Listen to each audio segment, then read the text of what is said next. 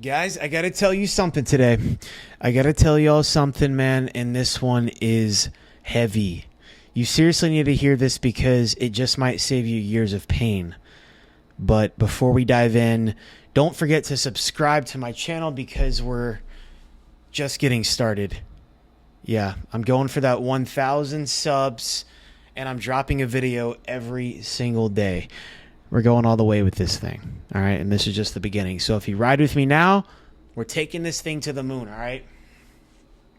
I remember there was a point in my life where I thought I had it all figured out.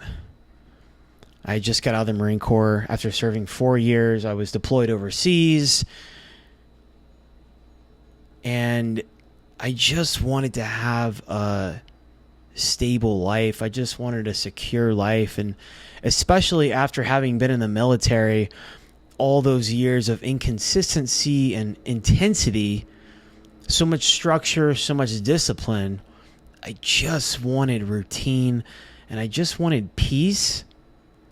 I wanted to live a peaceful life, to have a stable life, to have a woman, to maybe even start having a family. But once I got out, I was so lost, man. I just craved that stability more than anything. I craved love. I craved comfort after spending years in discomfort. And that craving led me into the arms of someone who almost destroyed me. I met a girl. We had started dating before I got out. We met online. And after just a few months of even dating, I moved out of state with her. Hardly knew each other. And even in the beginning, I saw the red flags. I could feel my intuition telling me that it wasn't going to be right. I mean, we fought at the beginning. We got in fights like early on. And after just dating for about 5 months, I moved to a different state with her. And I just knew deep down I didn't even want to. But I ignored my intuition because I wanted so badly to believe that this was it, that this was going to be what I wanted, to have that comfort, to have my person. And within 2 years, I racked up over $11,000 of credit card debt. I maxed out my credit cards. I was super stressed out just in college, working as a personal trainer a little bit, just trying to impress her, trying to buy a life that I couldn't afford. I completely lost myself. I wasn't living my life anymore. I was living for someone else. And she didn't even respect me for it. I had no frame, no emotional control, no real identity. I let her walk all over me. And when I was getting to a point where I just couldn't take it anymore, I ended up exploding many times. I mean, when I finally started getting mad about it, though, that resentment had already built up like plaque in my soul. I woke up angry every single morning. I went to bed angry almost every night. And we fought all the time. But the honest truth is that anger wasn't really about her. It was really about me and what I had allowed myself to take on. I resented myself for letting it happen. And eventually I had no choice but to walk away and rebuild everything from scratch. But at first, this woman seemed perfect. We had that love bombing phase. I mean, the first time we actually hung out in person, we hooked up. And the physical attraction was there through the roof. In the beginning, bro, it was like a dream. That's what it felt like. She was charming. My friends and my family liked her initially. She was very flattering, very seductive. She seemed to mirror my values and my dreams.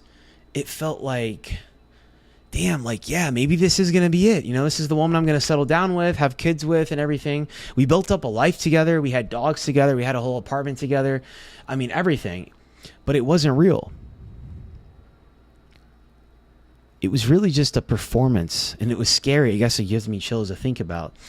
Narcissists will give you this insane emotional high early on because they need your validation to feel alive. That's how it works. And I think she might have even been bipolar as well. I mean, dude, you should have seen this girl's pill bag she literally carried around. She was also suicidal and everything else. And once that person has you hooked, the mask starts slipping.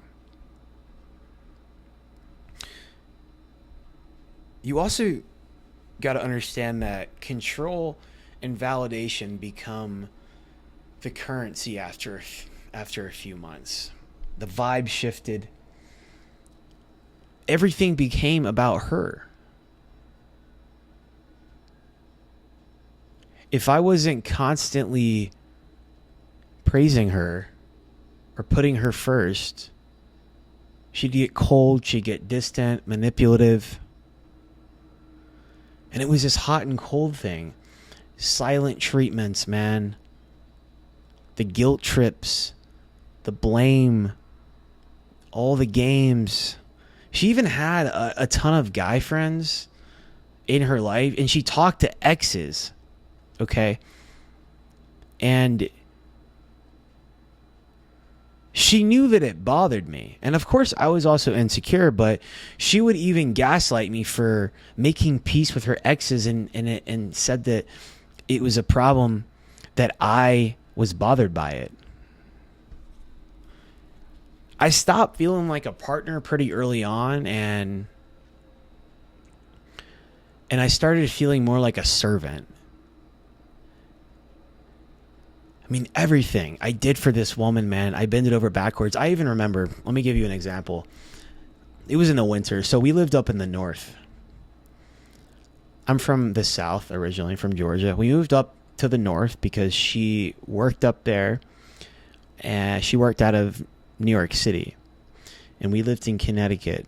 And I remember this one time, it was in, man, I think it was in like January or something. So it was cold, it was snowing, and it's just pretty dumb, but, you know, I was just trying to help out. It was snowing outside. It had snowed a lot. And her car had snow all over it. So she had to go to the airport early for work.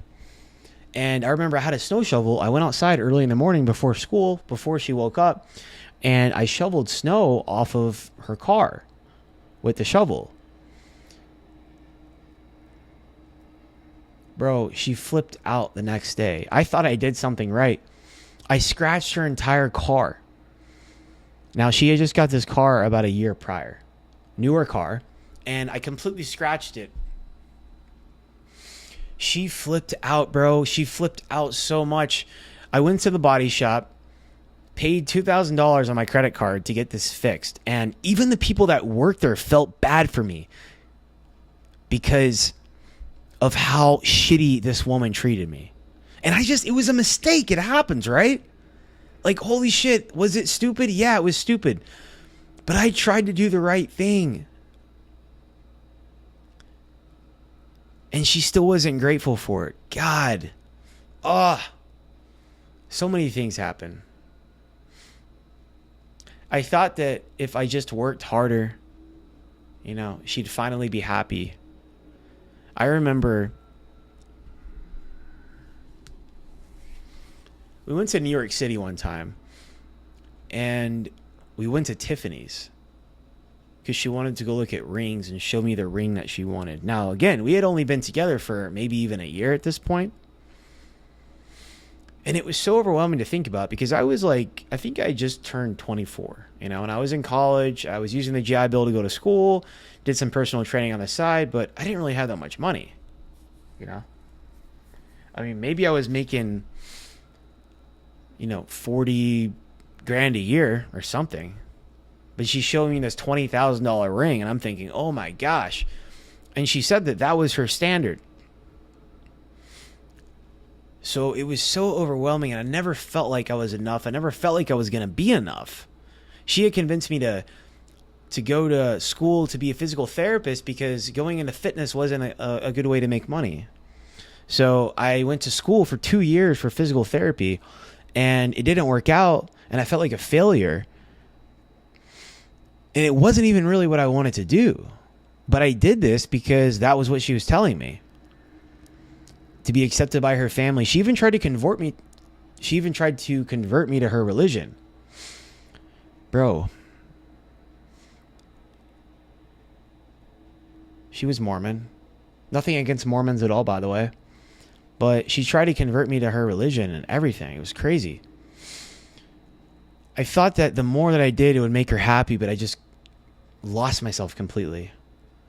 I was living in a state that I didn't even want to live in, going to a school I didn't even want to go to, and I just was so stressed out all the time, everything. It was never enough. It was never enough. She had to have the nicest of everything. Everything, like when Christmas came around, I was spending money on Christmas gifts for her siblings because we had to buy everybody everything. It was so overwhelming, bro. And it was never enough. And she gaslit me. And then we would have amazing sex and make up for it. She even would get mad at me. We have sex because maybe I finished before she was able to, finish, right? And she flipped out, bro. She flipped out. It was literally gut-wrenching. It was an emotional roller coaster. Constantly. Hot and cold. One day she'd tell me I was the best thing that ever happened to her.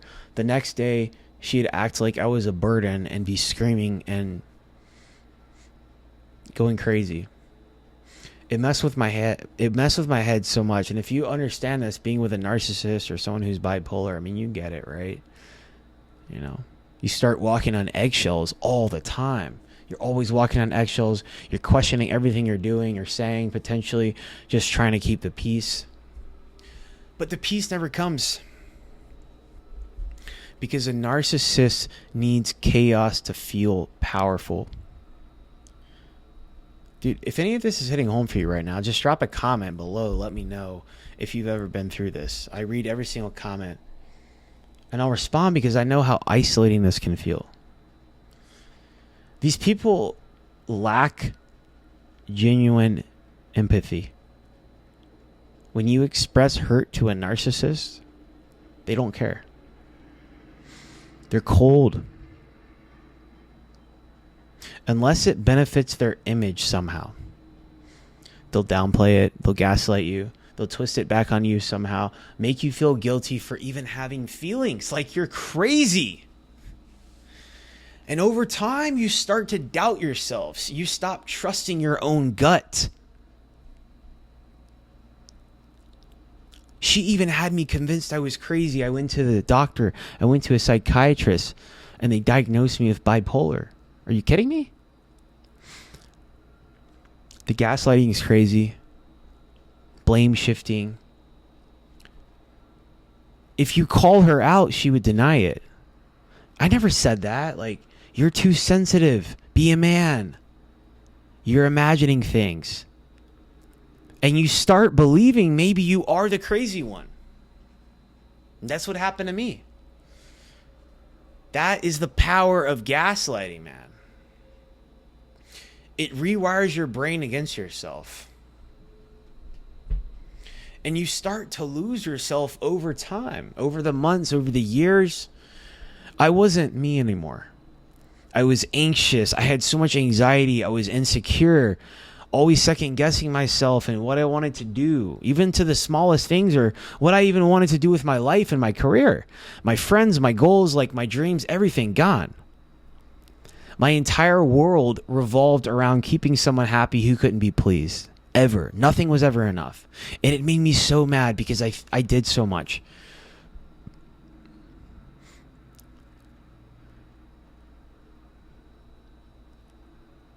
ending things can be brutal, man. I mean, we broke up so many times. I can't tell you how many times we broke up. And we stayed together for almost 2 years, but I don't even know why we renewed our lease after the first, because it's that hot and cold. It's that just keeping you on. And if I tried to break up with her, she would get suicidal. Oh my gosh. When you can finally end it, though, finally pull away. I never thought that I would get out of it. In this relationship, though, I felt trapped, and I never thought that I would have the strength to leave. I never thought that I would. Because they don't let you go that easy. The rage, playing the victim to everyone else. And maybe they even try to suck you back in with fake promises of change. It's a game, bro. It's a game. And it's a sick, twisted game. Don't fall for it. So if I could give you some red flags to look for early on. Here's some things to look for, okay? You've got to be on high alert. If there's any kind of a fast-moving intimacy, clinginess, this is a red flag. Too serious too early on. Any kind of hot and cold behavior like this that I've described. Extreme need for attention and jealousy, competitiveness. I felt like I was dealing with some alpha chick, some fake alpha chick. It was like I was going toe to toe. I don't need to deal with that. I don't need to compete with someone. It felt like I was competing all the time. And also a lack of true curiosity and lack of true care about your needs and understanding. These are just some of the things to look out for. And then kind of gaslighting. If you find yourself dating a narcissist and nothing is ever enough, just stay grounded in your worth, in who you are and what you want in life. Don't lose yourself trying to earn their love. It shouldn't be that hard. And trust the patterns they show you, not their words. And if you see any kind of manipulation like this, get out. It rarely gets better. 9 times out of 10. So maybe you're going through this right now. I don't know. Maybe you've dealt with someone like this before. But if you're in this situation, just imagine a year from now. Waking up.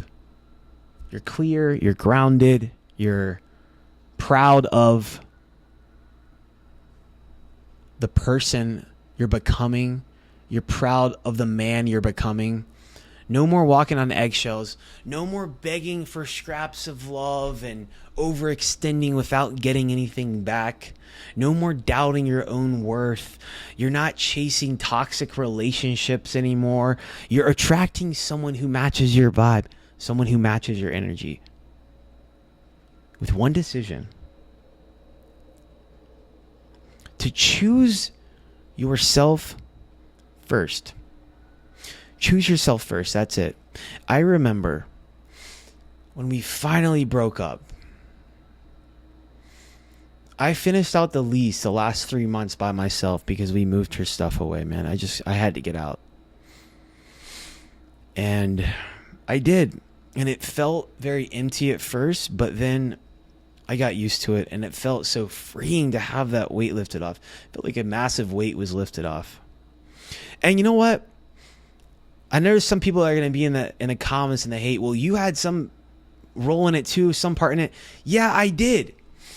I'm 33 years old now. I'll be 34 this summer, and look, I take full responsibility for the decisions that I make in my life. I understand that. We all do, okay? We should always... A failed relationship, what was my role in it? Can I look in a mirror and honestly say, did I give it everything I could? And at the time I did, with where I was in my life at the time, with how evolved I was. Sure, I was wrong sometimes. Yeah, sure, I had a fault in it, absolutely. You know, I mean, we always have room to improve. And of course, there's definitely areas that I needed to work on. We always need work. But this woman literally brought out the demon in me. I mean, maybe we brought out the demons in each other. I don't know. I even remember saying that, like, this woman literally brought out the darkest side of me, a side of me that I don't think anyone else has seen, bro. Like, the demons in me. And I am taking accountability. I'm taking responsibility for my actions and for what I did and how things transpired. And I have grown from this. I mean, this ended at the end of 2016. I have taken responsibility for it. I understand that we are responsible for our actions, for our reactions, and how we handle situations. And you have to take accountability. I'm not sitting here blaming anyone. I'm just trying to enlighten and shed some light on the situation, hopefully help some people out here. You should always take responsibility for your role in a relationship and always look where you can improve. At the end of the day, that's all you can do, okay?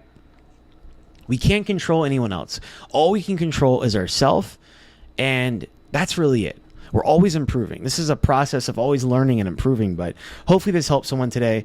If you found this video helpful, comment down below. Let me know if you have experienced dating anyone that's bipolar, a narcissist, anything of this kind of stuff.